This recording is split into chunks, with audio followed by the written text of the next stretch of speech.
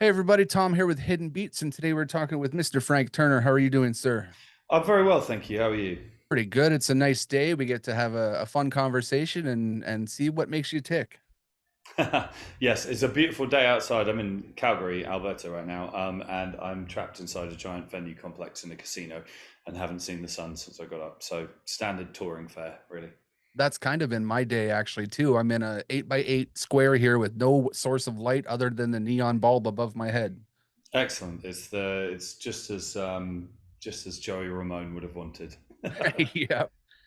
So we're here today to talk about you, your music, and about what you do in the world. But for those who are new, can you give a little intro about yourself? Yeah, I can try. I mean, I always feel like I'm the worst person to answer this question, but I mean, basically, I'm a singer and a songwriter and a touring performer. I grew up listening to metal and punk and hardcore and that kind of stuff, and then about quite a long time ago now, about 20 years ago, I picked up an acoustic guitar and started kind of messing around with more kind of folk and country influenced stuff. And then it's kind of evolved in various different directions there. And I've put out 10 records and I'm still on tour. So it can't be going all that badly.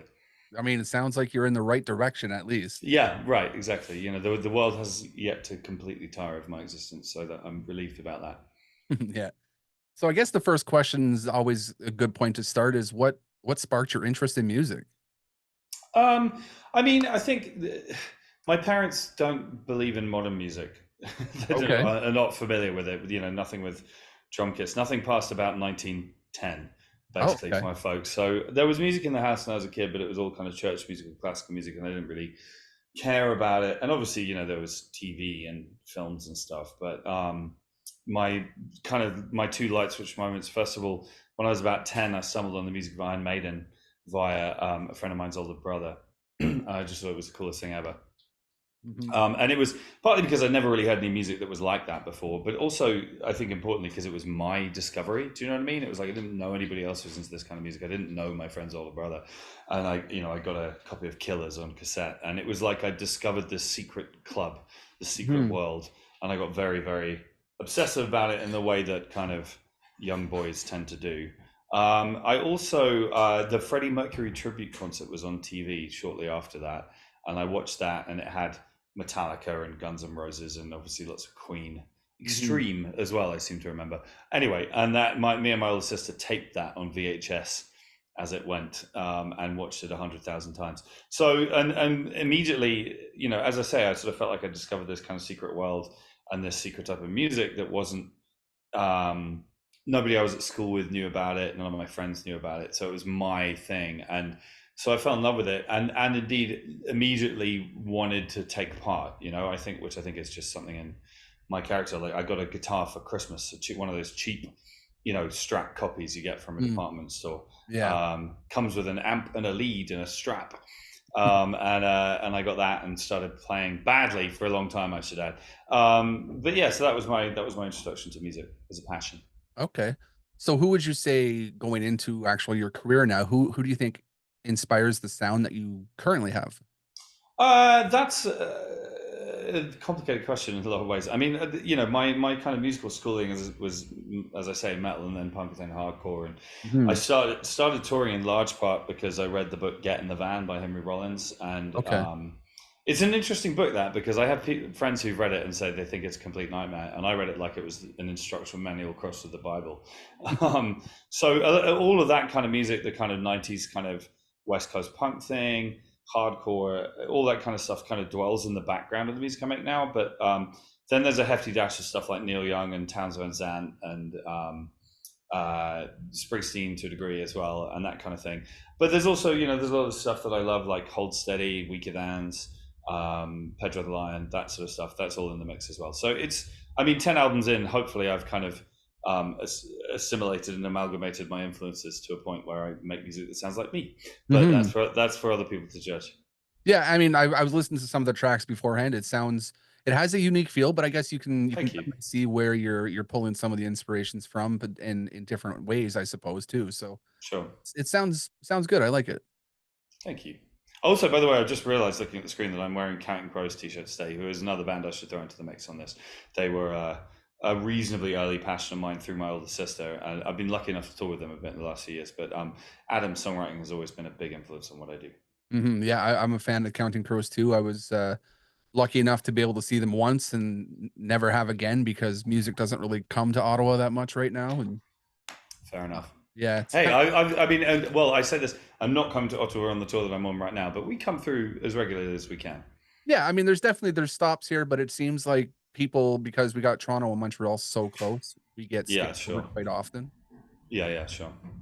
So you were talking about some acoustic stuff, and you recently released "Undefeated" as an acoustic version. How did Yeah. you come about putting that together? Well, so when I started, so I played in punk and hardcore bands for a long time, and then the last one of those I was in broke up in 2005, and I started out touring on my own with an acoustic guitar, and it was this kind of complete musical reset. And these days I have my band, the Sleeping Souls, and the music that we make collectively is very kind of punk influenced and rock, I suppose you might say, in places.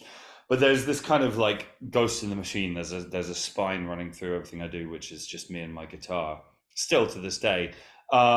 And that's kind of tends to be how I write, and I do play solo shows pretty regularly.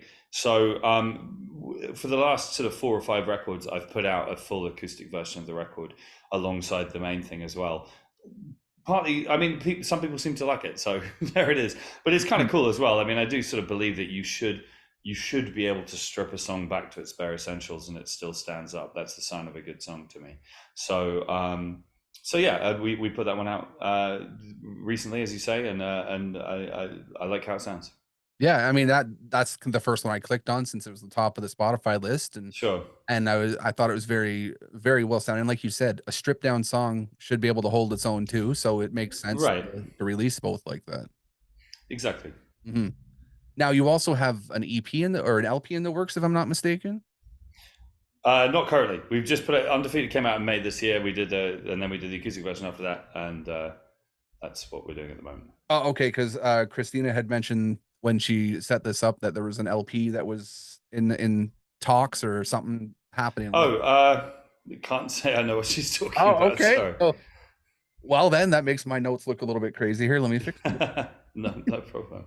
Well, I guess let's go to like, what's your process like when you're putting together actual like a track and music and an album? Well, I mean, these are different questions, and it's I don't really have like a set methodology for it per se. Writing remains a reasonably kind of nebulous task for me, which I enjoy, and I kind of want to keep it that way. I don't want to spend too much time analyzing the process of writing, and Okay. thereby kind of kill it. So, I mean, to try and actually answer your question a little bit here, like, I mean, I tend to kind of jot down ideas for words and then jot down ideas for music in separate piles. Sometimes I jot down ideas that are words and music together, which tends to be a good sign for me. That's a positive sign. But these kind of fragments come together and you kind of beat them into shape and you massage them. And I go through many different drafts when I'm writing. Mhm. Then you have a finished song. I tend to then to take it to my band, to the Sleeping Souls, who are amazing, and we kind of work up an arrangement. Quite often, we work up more than one. Actually, it's a discipline I kind of started doing a few records ago. You finish a song, you finish an arrangement, and then you kind of like the mindset is like imagine this song was by somebody else and you've just been given the job of covering it and doing it in a different way. How would Okay. you come at this differently, which I think is kind of cool because sometimes you do find something that you weren't expecting in the body of a song, doing things that way. But then you get into a studio, do the recording, do the mixing, the whole thing of putting an album together, sort of which tracks you include, what the track listing is. All this stuff takes a long time. I mean, as I said, I've done 10 records now, and each one represents on average about 2 years of my life distilled down into 45 minutes. Okay. So it's a lot of work. But and then that's part of the reason why sometimes people ask me like what my favorite records that I've done and this kind of thing are. And it's an impossible question for me because it's like comparing eras of your life kind of thing. Do you know what I mean? It doesn't quite Mhm. scan as a question for me. Yeah, and I mean everyone has favorite songs and stuff they put together, but if you try to do a whole favorite Sure. record, then it makes that is a hard thing Yeah. to do. Well, it's like, I mean, I did my first record when I was 20, my first solo record when I was 24, 25, something like that. And, I'm 42 now. And it's like, which do you prefer, 25 or 42? And it's just kind of like, I don't know where to begin answering that question. That's a strange question. hmm Well, okay, so here we can kind of diverge from that one a bit. If someone was to listen to your music for the first time, what would the first song they need to listen to then? Oh, I mean, again, I'll preface this by saying that I'm probably not the best person to ask this question. I mean, the obvious answer would be some of the kind of quote unquote big hitters in the back catalogue. You know what I mean? The songs Mhm, we tend to either open or close with. There's a song called Get Better that we put out in 2015 that I'm very pleased with to this day. I think that's not a bad place to start, maybe. But then at the same time, there's a part of me that's really tempted to say, listen to the new album because mhm. because obviously that's freshest in my mind. Yeah, but I like that question because, it's something if you feel that one's been one of the more pleasing ones for you, then it seems like that's Sure. the direction to go Well, with. it tends to bring the house down when we play it live as well, which I'm not saying that the customer is always right, if you see what I mean. Yeah. But I mean there is something, if a song 9 years after you put it out is still kind of setting the room off, there's something in that. Mhm. So here's an interesting one for you then. If you had to pick between writing, production, live shows, which would your favorite one be? Oh, live shows, easy. Yeah. I have a bit of a reputation as somebody who tours a lot, which is reasonably well earned, I think. Mhm. I play a lot of shows and I have done for a long time. I did my first tour when I was 16, and I'm coming up with next year in February. We have a big celebration for my 3,000th solo show, which I'm excited about because I count my shows. Tonight is 2,940. Wow. So yeah, and there's something redemptive about. I mean, first, I love it. I enjoy playing live. It's something that I'm kind of reasonably confident I'm good at. But also, there's something kind of redemptive about tour for me because it's a fresh opportunity to state your case every day. Yeah. So like to pick an example, I'm not going to say where because I don't want to upset anybody. But we had I had what I considered to be a slightly off night about a week ago. We just had the show where it just for whatever reason things weren't clicking for me, and it pissed me off. But what was great was 24 hours later, I got a chance to do it again. Okay. And it was and my favorite shows that I play tend to be the day after a bad show because I get on stage like spitting feathers and Mhm. like ready. I sort of feel like I need to prove to myself and to everybody else that there is a reason why I do this for a living. Yeah. But I love it, and plus, I get to travel around the world. It's such a huge privilege. In fact, I don't think I've ever been to Canada other than on tour, but I have been to Canada many, many times, Okay. and that's great. And later this year, I'm going to Japan for the first time in my life, and that's because I have a show there. That'd be fun. So yeah, how could one complain about these things? There are downsides to touring. It's physically and mentally quite tough at times and all this kind of thing. But broadly speaking, I love playing shows. It's my favorite thing in the world. Outside of the actual playing of the shows, what's the fun another fun thing about touring? Oh, I mean, there's a sense of camaraderie. Do you know what I mean? My touring family, my band and my crew, some of whom have been with me for 2 decades now, are much closer to me than my actual family. Do you know what I mean? Like, my God, the store of kind of connection and experience and indeed insane idiocy on WhatsApp groups and all the rest of it is kind of Yeah. bottomless at this point. And so I love that. These are definitely my nearest and dearest people to be around. Um, so yeah, that's that. I mean, that's a wonderful thing. I mean, a lot of people think that touring is like an endless bachelor party, and like again, I'm in my 40s now, and like it's nowhere near as kind of unhinged as it might have been at certain points in my earlier life. He said diplomatically, but it's more about it's more about quality time spent with your friends. You know what I mean, and indeed a sense of purpose. We're doing our job, we're doing it well, we do it all around the world. Mhm. Yeah, when you get older, things change a little bit. That makes sense. I'm Hmm. turning 40 this year, so I'm feeling some of that. When I was 20, I used to be able to do some things, and now my body says, Yeah, yeah, and the thing is, it's like there's no point in being sad about that because that was the deal we all signed up for. Do you know what I mean? It's Mhm. like, but yeah, definitely. I mean, even just stuff like we tend to have a day off every 3 or 4 days now, which I basically need. But our shows are very physical. I charge around quite a lot, and I Mm. sing hard for 2 hours, and I need a break every 3 or 4 days to kind of recover. I look back now, and like 2007, I think we did a tour. We did 26 days in a row without a day off, Oh, and wow. and I'm just kind of like, how did we do that? Yeah. But we didn't even notice because we were all like 26 or something, Yeah, the 27. energy level was just there, and it made sense at the Right. Yeah. Mhm. So what's probably the most interesting thing you've learned about yourself over your career? There's probably been a lot of introspective moments where you've had time to Oh, think. that's a good question. It's the most interesting thing I've learned about myself. I mean, I've learned that I have major hanger issues. Like I'm a absolute nightmare to be around if I haven't eaten enough properly. And Hmm. thankfully, my tour manager, who's the best tour manager in the world, she has long since triangulated this fact. And whenever it looks like I'm about to throw my toys out of the pram, she just like shoves food in my mouth, and then everything's fine. Um, but I mean, I also, I like to think that I've learned that I have a certain amount of kind of like what's the word I'm looking for? I mean, durability, like Okay, yeah. stamina. Do you know what I mean? It's like we've toured hard for 20 years plus now. I mean, I did my first tour 26 years ago, and it's kind of cool. It's a nice feeling to know that like this is the thing that I'm good at in life. And know that your body can do it, know that you're mentally able to, Yeah, the whole thing. Yeah, that makes sense. sure. Yeah, so that's I like that. It's a fun one. Music being crazy and the industry being crazy. What do you do to stay grounded outside of music?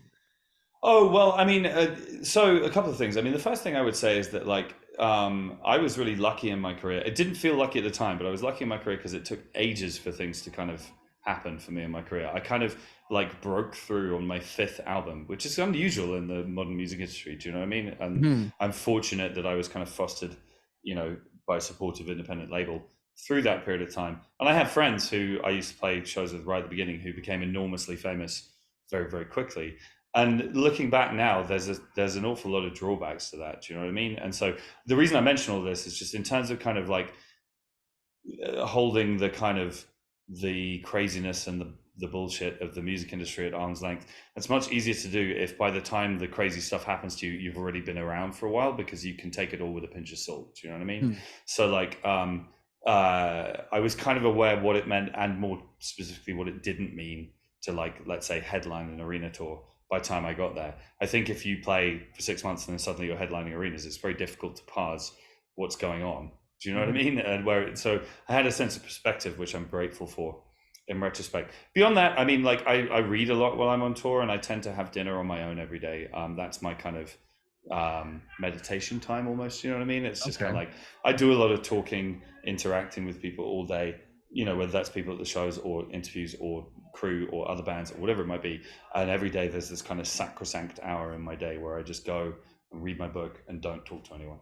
Hmm. And for a long time, my band used to take the mickey out of me for doing that, but I think they've sort of figured out now that it's pretty kind of necessary for my Yeah. psychological survival. Yeah, I have so my downtime like that is in between 10 p.m. and 2 a.m. where Mm. everyone's asleep, kids asleep, the wife's asleep, the dog's asleep, I have no interactions with any other humans. I can do what I want and just Yeah, take a minute and have my own. yeah. I think maybe not for everybody, but for me certainly, and it sounds like for you as well. Like it's a pretty healthy thing to do. I think actually is to have some time where you just kind of stop for a bit and calm Mhm. down. There used to be a point in time where I did not want to see another person ever, and I was like that hermit that lived in my basement office and never left. And Yeah, yeah, sure. yeah, so on the back half of my interviews, I always ask fun questions, and we talked a bit about you having done many interviews, I guess, at this point now. What's one thing you think should be asked more in an interview that's not asked enough? Oh, wow. Okay, that's a that's a strong question. I Mhm. mean, I mean, trying to keep it tight and focused. Like, so I'm gonna spin this around into talking about one of the sort of causes that I support, Okay. if you don't mind. Yeah, yeah. Like, I mean, so like during the pandemic, during the lockdown periods of the pandemic, which we had a lot of in the UK, Mhm. I spent my time doing online kind of shows as fundraisers for independent music venues, and Okay. it seemed really obvious to me because I started my career in small independent music venues, and all of them were really suffering. Obviously, if you've got a global airborne pandemic, a business Mhm. model that relies on gathering strangers together in confined spaces is going to suffer. But I feel a debt of gratitude to these places. And at the same time, I was pretty unpleasantly surprised by how um, uninterested in helping quite a lot of artists were. I'm not going to bitch anybody out specifically, I know but where you're like, going with that, though. I can see yeah, that. and it was just I asked a lot of people I know to kind of get involved, and a fair few of them just sort of went nah, and it was just like this is going to take an hour out of your life and it's going to save a place that gave you the career that you have today. Mhm. What the hell, So I do think that like trying to sort of like get the higher bits of the industry to kind of keep feeding the roots, as it were, to get the branches to keep feeding the roots. Maybe there's a good metaphor. And asking artists about that and about how they feel they can contribute would probably be good. Not least because if you asked me, I'd have a really good answer. No, and actually that's a really good question. It's one I haven't thought of before, but it makes sense. You come from somewhere, it's nice to give back Right. a little bit. So Well, and just to kind of not pull up the ladder, do you know what I mean? It's like mhm. there's a certain type of artist who feels kind of threatened and challenged by new bands coming through, and I've just never quite got that mindset. Like right now, there's a real kind of new generation of great punk bands coming through. Quite a few of them are Canadian, actually. No Bro and OBGMs was the first two that spring to mind. But like, Mhm. there's all this great new music coming up, and I can't think of anything that makes me happier. It's fantastic. Do you know what I mean? You're talking about a bunch of kids in their 20s playing awesome punk rock music. Help them out, like or make space for them, or however it is you want to put it. And like, I find that invigorating. Yeah, we actually have an interview with No Bro dropping, I think, tomorrow. We covered them at a Oh, festival awesome. recently. So yeah, there's a lot of fun new bands coming up and giving back in your industry is I think it's a key to how it's gonna stay alive. So like myself, Right. I only started these interviews during COVID because I'm actually a photographer. I get out, I cover the live shows, things like that. Obviously, there was no chance to cover shows, so interviews kind of picked up and Sure. blew up at this point. And Yeah, it's yeah. helped me, get more word out there, but it also gave me an opportunity once stuff started opening up again to bring people in to collaborate now. So like we have photographers all across North America that cover shows and Yeah, help yeah. build up their That's awesome, portfolios, man. things like that. Yeah, I just broadly speaking, I mean, there's a kind of sort of undercurrent sense for a lot of people that music is a competition, and that has always struck me as nonsense. Mhm. Like we're all kind of aiming for the same thing, and like I think it's music is more fun and life is more enjoyable if it's a cooperative venture.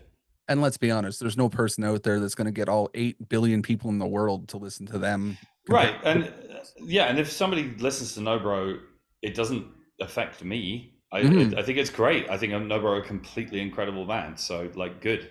Like what? Am I worried that people are going to spend less time listening to my records than this Nobro? Like, who cares? Like, Well, that's just it. Someone's going to listen to it regardless. So, right, exactly. mhm. Now, a fun one then. You've been doing this for a little bit. Who plays you in the movie of your life? um, Goodness knows. I once got mistaken for Ed Norton in a bar. I mean, Ed Norton, yeah, the actor Ed Yeah, Norton, I mean, I yeah. could see that, I suppose. Yeah, it was dark, and it was actually it was like a Russian gang Okay. who apparently were planning on then robbing me if I was Edward Norton. Oh. So I was quite glad that they were wrong about Mhm. that. But I mean, who played? I mean, I don't know, like Mr. Well, it's your Bean. movie. You get to pick whoever you Yeah. want. Okay, there we go. Ed Norton. There you Yeah, I go. mean, that works. Important question. What do you hope people take away from your music? Oh, whatever they would like. I don't think it's for me to dictate that. I think that one of my favorite things about art is that it is that interpretation rules all. You know what I mean? Like Hmm. people come up to me sometimes and tell me, "Oh, I think this song of yours is about this, this, and this," and I suppose I could sit there and say, "Well, no, actually, it's about this, this, and this." But what would be the point of that? Like, I think the most exciting part of art is when people's interpretation of it changes it. So I think people. I hope. I guess. In fact, I guess the answer to your question is I hope they take something away from what I do because, of Well, course, not everybody does. But mhm. like, what that is entirely up to them. That's what I was about to say. You may not dictate it, but you still hope to have a connection with it and it has Yeah, something to do with definitely. it. I mean, art is connection. Art is empathy. Do Mhm. you know what I mean? So, like, hopefully, they take something from it, but exactly what that is not for me to dictate. Mhm. I mean, yeah, it's subjective and it's a group experience, but with a personal kind of feeling to it. Right. So, what motivates you at this point to keep going down the musical career you have? That's a good question. And one of the answers to it is bloody mindedness, stubbornness. Yeah. I mean, it's also, like, to be an adult about it. It's 'cause sometimes people sort of go, like, how long do you think you're going to tour for? And it's like, I mean, I have bills to pay. Do you know what I Mhm. mean? It's like, this is my job. Like, obviously, how long I get to do this is also dependent on how long anyone cares about what I do. Um, Also, to get a bit more into the art of it, like, I hope that I'm not repeating myself. I hope I'm not churning out records for the sake of it. I hope I still have something to say. I do check myself on that. pretty regularly. But to take the example of my most recent record, which, as I say, came out in May, Undefeated, like I sat down to write that record in, let's say, late 2022, and really felt like I had quite a lot to say, and that was a relief almost, you know what I mean, or a pleasant Mhm. surprise. And I like to think that if I get to the point where I'm not feeling inspired to write, then I'm not just going to churn out a bunch of songs for the sake of it. Do you know what I mean? Like, Yeah, not be robotic and just kinda yeah, do you know, yeah, exactly, wrote or whatever. Like, I want to make sure that there is kind of genuine, heartfelt content in the new songs that I put out as well. But I mean, I can always tour. Do you know what I mean? It like at the moment where I run out of ideas, we'll just start doing anniversary tours for my old records and happy days. That'll be fun. People I will mean, have fun. that kinda kills it a lot right now with some of the stuff coming out and 30-year anniversary Right. this and that. Yeah, yeah. Right, exactly. So what we've only got a hold on, what year is it? We've only got 3 years to wait until I can do 20th anniversary of my first record. So There you go. What are like, how was it to get over some of the harder points in the music career? I'm sure a lot of young artists would like to know stuff like that. I mean, I've had more difficult times. A lot of stuff to do with my health, mental and physical. I've had issues with my mental health and addiction issues and that kind of thing, and I've had very chronic back issues and all this kind of thing. So, there's mileage in saying, be gentle with yourself, like listen to your body, all those kinds of things. But I think I mean, it's difficult to give advice that isn't specific to a situation. Do you know what I mean? But Mhm. broadly writ, I would say that trusting your gut is a good idea in the long run.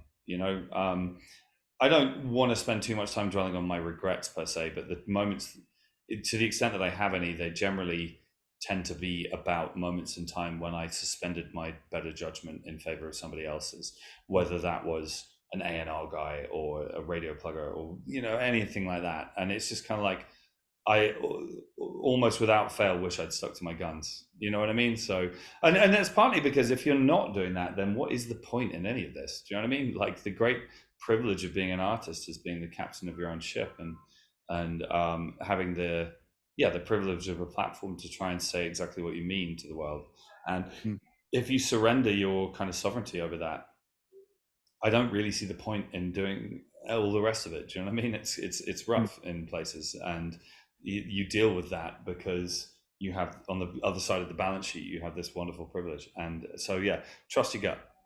Yeah, no, that's a great one, and a lot of people, I think, don't know they can do that. I don't think they know they Yeah. can actually do that when they're Well, I coming. mean, yeah. Despite all the puff and posturing of the music industry, the bottom line is that it's the artists who've driven it forward at every single stage of its process. Do you know what I mean? Mhm. There's never been a radio plugger who wrote Sergeant Pepper. Do you know what I mean? It's Yeah. like, and I haven't written Sergeant Pepper either, and very few people have. But like, ultimately, if you make art that you care about and find a connection with an audience, then the industry will follow you.